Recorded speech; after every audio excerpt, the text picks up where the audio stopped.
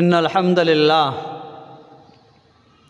আলহামদুলিল্লাহি ওয়াহদা ওয়াসসালাতু ওয়াসসালামু আলা মান লা নাবিয়্যা বা'দা আম্মা বা'দু ফাআউযু বিল্লাহি মিনাশ শাইতানির রাজীম বিসমিল্লাহির রহমানির রহিম ফাইন আমানু বিমিসলি মা আমানতুম ফাকাদ ইহতাদাউ وقال النبي صلى الله عليه وسلم عليكم بسنتي وسنة الخلفاء الراشدين المهديين ইলা আখিরিল হাদিস। সম্মানিত দর্শক মণ্ডলী, আল্লাহ পাক রব্বুল আলামিন মুসলিম জাতিকে ইসলামের প্রাথমিক যুগে যেই শক্তি আর সামর্থ্য দান করেছিলেন, সেই শক্তি আর সামর্থ্য সেটা কোনো অস্ত্রের নাম ছিল না। সেই শক্তি আর সামর্থ্য সেটা সৈন্য সংখ্যার গরিষ্ঠতা এরকম কিছু ছিল না। সেখানে গোটা মুসলিম জাতির প্রাথমিক পর্যায়ের ইতিহাস যদি আপনি আমি খুঁজে দেখি, তাহলে সেখানে আমরা এটাই দেখতে পাই, প্রাথমিক যুগের মুসলমানদের ভিতরে রাসূল করিম সাল্লাল্লাহু আলাইহি ওয়াসাল্লামের সাহাবীদের ভিতরে যেই শক্তি আর যে স্পৃহা আর যে পাওয়ার ছিল, ওই শক্তি ওই পাওয়ার ছিল একমাত্র ঈমানের পাওয়ার, খোদা ভীতির পাওয়ার, তাকওয়া এবং পরহেজগারির পাওয়ার। সেই শক্তি আজকে আমাদের নেই। ওই শক্তি আমরা হারিয়ে ফেলেছি। ওই শক্তি আমাদের থেকে চলে গেছে। চলে যাওয়ার পিছনে বহুত কারণ আছে। মিশকাতুল মাসাবিহ এই কিতাবে শরহে সুন্নাহ গ্রন্থে বর্ণিত একখানা হাদিস উল্লেখ করেছেন। ওখানে বলেন, হযরত খালিদ বিন ওয়ালিদ রাদিয়াল্লাহু তাআলা আনহু কোনো এক যুদ্ধে সেনাপতি ছিলেন, মুসলিম কমান্ডার ছিলেন। উনি পারস্যের নেতৃস্থানীয় দুই ব্যক্তি রুস্তম এবং মেহরান, এই দুইজনের কাছে একটা পত্র প্রেরণ করেছিলেন। ওই পত্রে খালিদ বিন ওয়ালিদ রাদিয়াল্লাহু তাআলা আনহু লিখেছিলেন, ওয়াসসালামু আলা মান ইত্তাবাআল হুদা, যারা হেদায়েতের অনুসরণ করে তাদের উপরে শান্তি বর্ষিত হোক। মুসলিম শাসক খালিদ বিন ওয়ালিদের পক্ষ থেকে পারস্যের রুস্তম এবং মেহরানের প্রতি এই চিঠিতে উনি পরে লিখেছিলেন, হে রুস্তম, হে মেহরান, তোমরা ইসলাম গ্রহণ করো। আমি খালিদ বিন ওয়ালিদ তোমাদেরকে ইসলামের উদাত্ত আহ্বান জানাচ্ছি, তোমরা ইসলাম গ্রহণ করো, সম্মানিত হয়ে যাবে। আসলিম তাসলিম, ইসলাম গ্রহণ করো, নিরাপত্তা অর্জন করবে। যদি ইসলাম গ্রহণ না করো, তাহলে স্বহস্তে জিল্লতির সাথে অপদস্থতার সাথে কর এবং ট্যাক্স প্রদান করো। যদি এটাও মানতে না পারো, তাহলে প্রস্তুত থাকো, আমি খালিদ বিন ওয়ালিদ, আমার সাথে এমন এক সেনাবাহিনী আছে, আমার সাথে এমন এক মুসলিম সৈনিক বাহিনী আছে, যেই বাহিনী মৃত্যুকে জিহাদের ময়দানে শরিক হয়ে শাহাদাত বরণ করাকে এত পছন্দ করে, এত ভালোবাসে, যেই রূপ তোমরা পারস্যবাসীরা মদের বোতলের মদ পান করতে ভালোবাসো। সম্মানিত দর্শক মণ্ডলী, খালিদ বিন ওয়ালিদ রাদিয়াল্লাহু তাআলা আনহুর দিকে একটু খেয়াল করেন। পারস্য সম্রাট, তার সেনাপতি রুস্তম, তার সেনাপতি মেহরান, তাদের প্রতি তিনি আঙ্গুল উঁচিয়ে দেখিয়ে দিয়েছেন, যদি ইসলাম গ্রহণ করো ভালো, যদি ট্যাক্স দাও ভালো, নচেত তোমাদের পারস্য সাম্রাজ্যের কোনো পাত্তাই থাকবে না। কেন?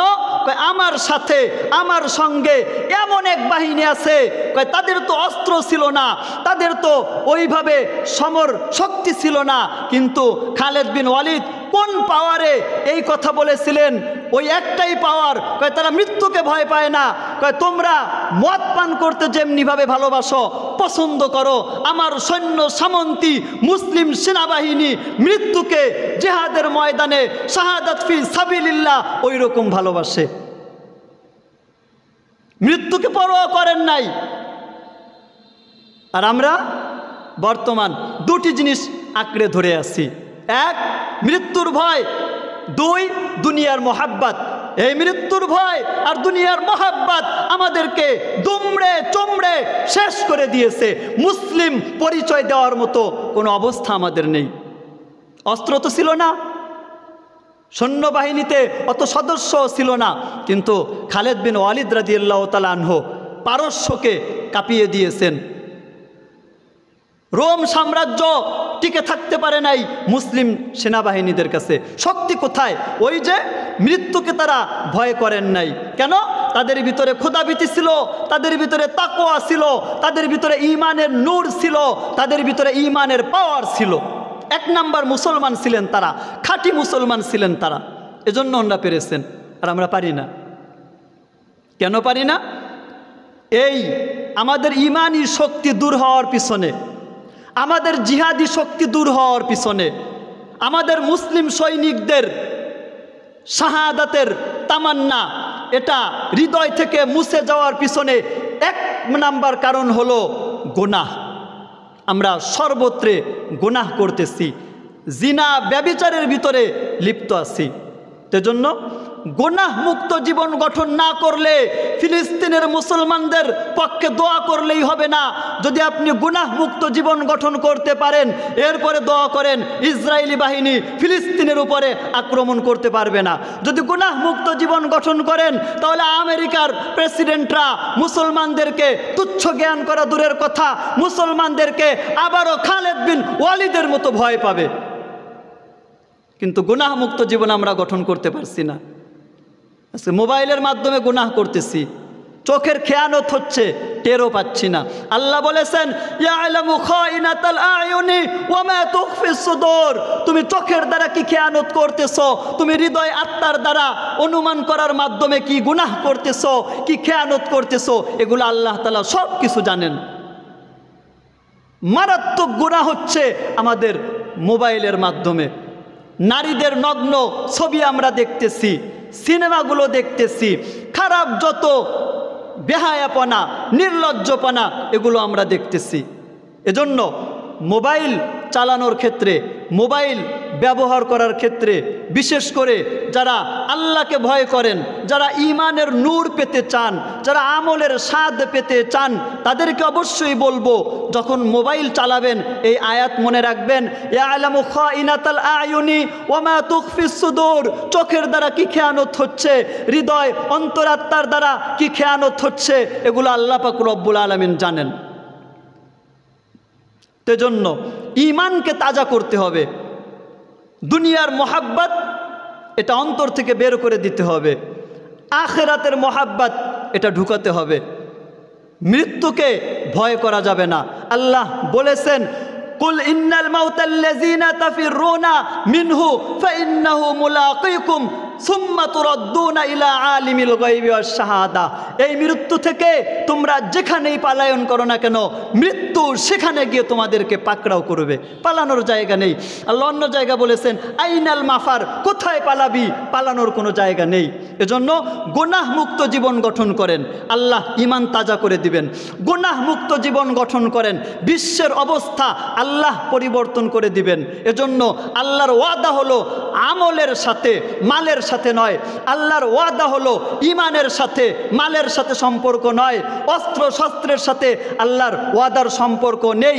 বদরের যুদ্ধে দেখেন কয়জন সাহাবী ছিলেন, কতটুকু পরিমাণ হাতিয়ার ছিল।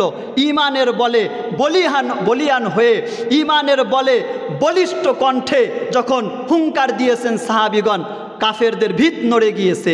বড় বড় কাফের, নেতৃস্থানীয় কাফের বদর যুদ্ধে ধরাশায়ী হয়ে গিয়েছে। আল্লাহ আমাদেরকে ঈমান ঠিক করার তৌফিক দান করেন। আল্লাহ আমাদেরকে গুনাহ মুক্ত জীবন গঠন করার তৌফিক দান করেন।